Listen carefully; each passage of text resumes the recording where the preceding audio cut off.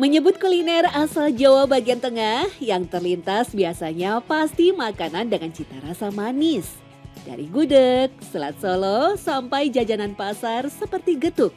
Meski begitu, di tengah dominasi rasa manis, salah satu makanan yang kondang berasal dari Jawa Tengah justru punya rasa pedas yang unik. Ya, garang asem. Daging ayam yang dibalut daun pisang dengan kuah yang asam sekaligus pedas. Sangat pas disantap dengan nasi panas.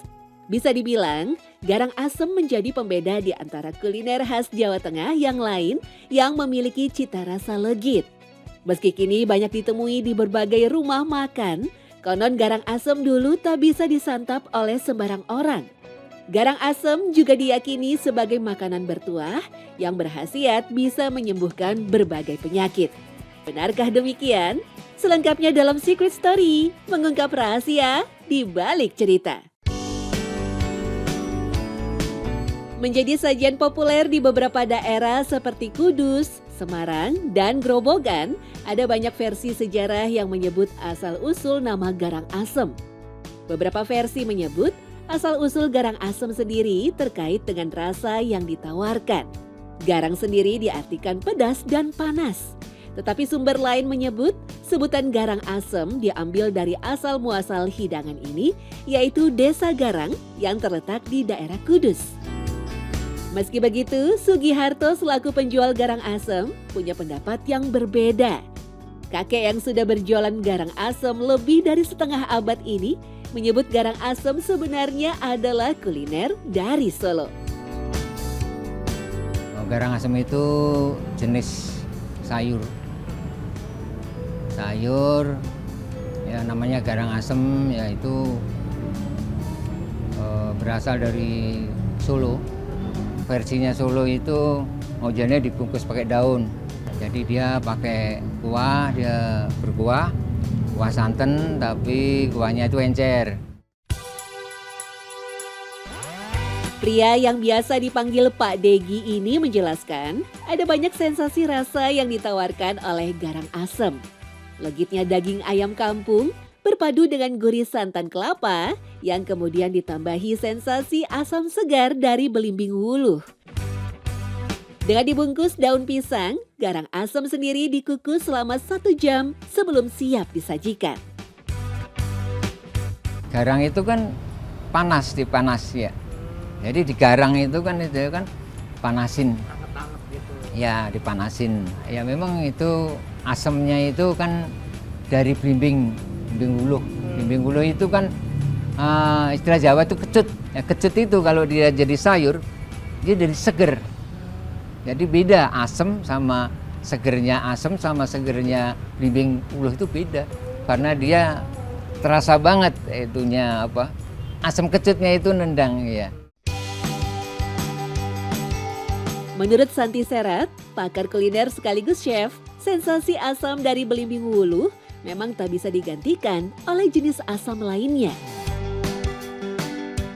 Jadi sebenarnya garang asam itu lauk yang dikukus, lalu isinya itu adalah dibuat dari ayam, lalu bumbu-bumbunya sederhana, bawang merah, bawang putih, dan harus ada itu adalah belimbing wuluh.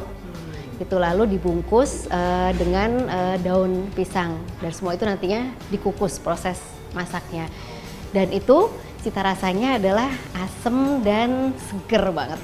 Karena belimbing wuluhnya dan ada daun salam, dan itu aroma daun salam dan rasa asem dari belimbing wuluh dan dibungkus dengan daun pisang itu rasanya sangat memukau banget.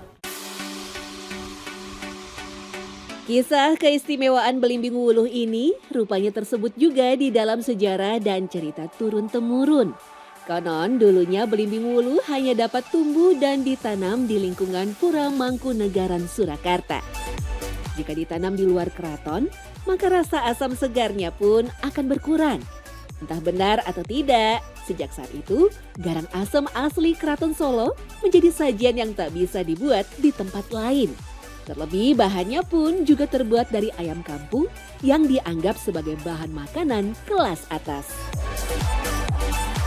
Iya, mungkin memang dulunya hanya kalangan tertentu yang bisa menikmati garang asem, karena kan memang ayamnya mungkin kalau zaman dulu ayam kampung itu bisa dibilang mahal ya, karena kan untuk membuat garang asem itu kalau buat saya juga cocoknya sih sebenarnya pakai ayam kampung supaya pada saat pengukusan lama itu daging ayamnya nggak cepet hancur, dan cita rasa ayam kampung itu lebih aromanya lebih dan rasanya lebih gurih. Di lingkungan keraton, garang asem bahkan dianggap sebagai makanan bertuah dan berkhasiat. Konon hal ini bermula dari kisah para raja yang sedang mengalami sakit hingga tidak berselera makan selama berhari-hari. Sampai akhirnya juru masak membuatkan garang asem yang ternyata berhasil membuat sang raja kembali berselera makan dan sembuh dari sakitnya. Dari sinilah sajian garang asem dikenal sampai sekarang sebagai sup stamina alias makanan penyembuh sakit.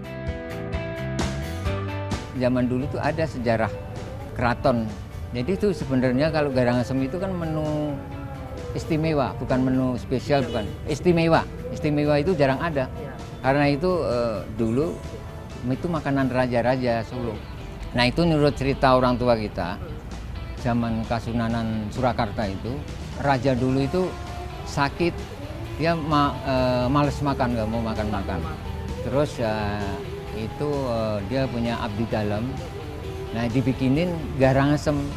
Karena dibikin garang asem itu, terus rajanya itu dia mau makan, dia sembuh.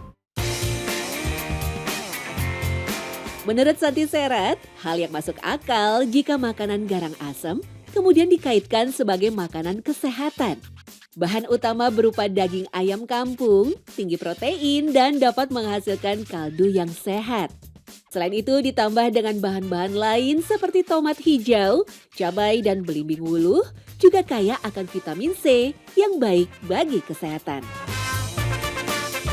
Apalagi kalau menikmati garang asem dalam keadaan dia masih masih panas, masih anget, itu kan anget lalu seger dari kuahnya, karena ya bisa tomat hijau, lalu bisa dari asemnya belimbing wuluh, dan dari kaldunya ayamnya sendiri itu saya percaya sih itu bisa bisa cepat menyembuhkan dan mempercepat dan mengembalikan stamina. Saya setuju banget.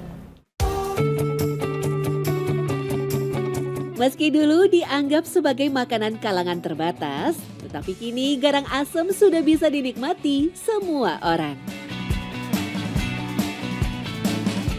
Badan langsung keringetan, langsung panas banget, ini anget banget di badan. Dan terbukti dong ternyata makan garang asem itu keringet tuh langsung keluar semua. Pantes aja ya kalau misalnya garang asem itu dibilang sebagai makanan kesehatan. Dulu dibilang kalau orang-orang sakit pasti dibuatin garang asem, bisa seger lagi, staminanya bisa fit lagi.